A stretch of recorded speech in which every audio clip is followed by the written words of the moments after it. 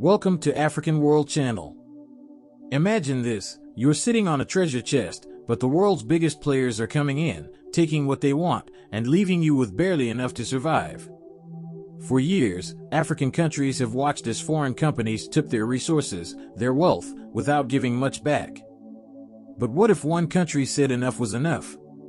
What if a leader took charge and told one of the world's largest corporations, "You will follow our rules, or you will lose everything"? Well, that's exactly what happened in Mali. And if other African nations are paying attention, they might just be able to do the same. Let's take a closer look at how Mali, under the leadership of Colonel Assimi Goita, made Barrick Gold one of the biggest mining giants on the planet dance to Mali's tune. Before we continue, don't forget to like, subscribe, and share.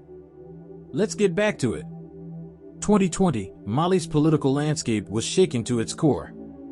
A military coup ousted President Ibrahim Boubacar Keïta, and Colonel Assimi Goita took control of the country. What followed wasn't just a change in leadership, it was a complete power shift. This was a country on the brink, but instead of chaos, Goita saw an opportunity to reshape Mali's future, to take back control over its wealth, and to make foreign corporations respect the people of Mali. And where better to start than with one of Mali's most precious assets, gold. Mali is one of Africa's top gold producers. For years, companies like Barrick Gold, a global mining giant, have been extracting billions of dollars in gold from Mali's soil. But the question is, how much of that wealth actually stays in Mali? Not much. Mali's gold mines are world-renowned, but for far too long, the country was getting the short end of the stick. Foreign corporations were pulling in profits, while Malians saw little improvement in their daily lives. It was clear, the status quo wasn't working. But with Goita in charge, the game changed. The new government wasn't just going to sit back and watch foreign companies fill their pockets. It was time to take control. And that's where Barrick Gold came in. This is a company that operates in dozens of countries, with the power and resources to challenge any government. But in Mali, Barrick was about to learn a powerful lesson: no one is bigger than the people of Mali. In 2020, Goita's government put Barrick Gold on notice. The message was clear: you want to keep mining here? You're going to follow Mali's mining code, or you'll have to pack up and leave. Imagine the shock on Barrick's face, one of the world's largest mining companies, suddenly facing the possibility of losing access to one of the richest gold belts on the planet. But the government didn't stop there. They weren't asking for a little tweak, they demanded higher taxes, more profit sharing, and more oversight. Barrick Gold, the giant, was being forced to kneel to Mali's terms. What followed was a tense standoff. Barrick didn't have a choice but to negotiate. The pressure was on, and it wasn't just about money. It was about control. Who really owned Mali's gold? And in the end, Barrick did something it wasn't used to: it caved. The company agreed to terms that included paying higher royalties to the Malian government and giving Mali a bigger stake in the gold revenue. This wasn't just a business deal, this was a win for Mali's sovereignty. Barrick Gold, a titan in the mining world, had to follow Mali's rules or lose out on a multi-billion-dollar operation. But here's the real story. This isn't just about Barrick Gold.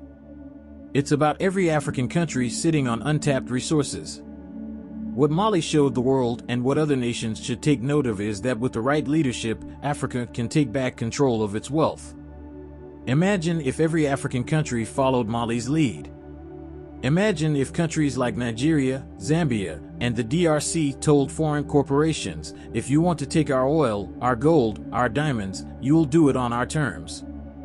It's time for Africa to stop being a playground for foreign giants and start making sure that its people see the benefits of their own resources. So, what can other African leaders learn from Assimi Goita and Mali's bold stance? Here's the game plan.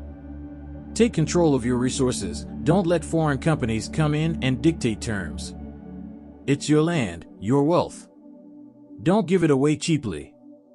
Demand fair deals. Like Mali, every African country should be renegotiating their deals. Companies should be held accountable, and they should give more back to the people who are living on the resources. Use political power as leverage. Political instability can be tough, but in Mali's case, it was used as leverage to force foreign companies to comply. In many African countries, the time has come to turn challenges into opportunities.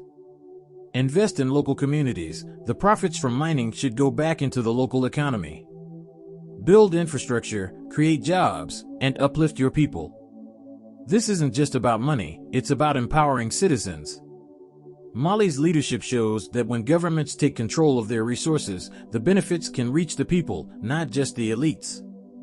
Mali's victory isn't an isolated incident. It's a blueprint for the future. And if other African nations wake up and follow Mali's lead, the future of Africa could look very different. The message is clear: Africa is no longer willing to sit back and watch its resources be exploited. It's time for African leaders to step up, take control, and ensure that their countries benefit from the wealth that their land provides. So, what do you think? Should every African country follow Mali's lead? Is it time for Africa to take back its wealth and resources? Drop your thoughts in the comments below. We want to hear what you think. If you enjoyed this video, hit that like button, subscribe for more content on global power plays, and don't forget to ring the bell so you never miss an update. Thanks for watching, and remember, the future of Africa is in the hands of its leaders. Let's make sure they use it wisely.